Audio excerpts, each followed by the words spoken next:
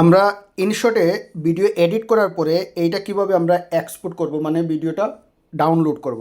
এই যে উপরে এক্সপোর্ট অপশন আছে, এইখানে টাচ করলে এখানে সর্বপ্রথম রেজুলেশন আসবে, তারপরে আসবে ফ্রেম রেট, তারপরে আসবে ফরম্যাট, তারপরে হলো কি ভিডিওর সাইজটা আসবে।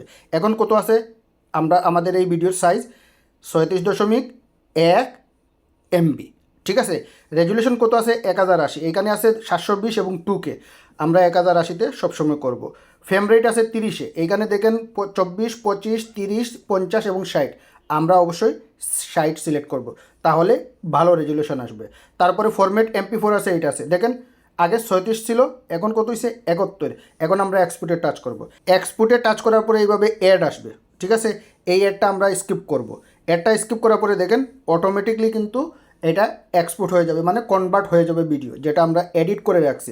100% হয়ে যাওয়ার পরে সরাসরি গ্যালারিতে চলে যাবে। গ্যালারিতে আমাদের ওই ভিডিও ক্লিপটা পরবর্তীতে আমরা কি করব, ইউটিউবে আপলোড করব, ট্যাগ, টাইটেল, থাম্বনেল, ডেসক্রিপশন দিয়ে। ক্লিয়ার? এই যে দেখেন কমপ্লিট হয়ে গেছে।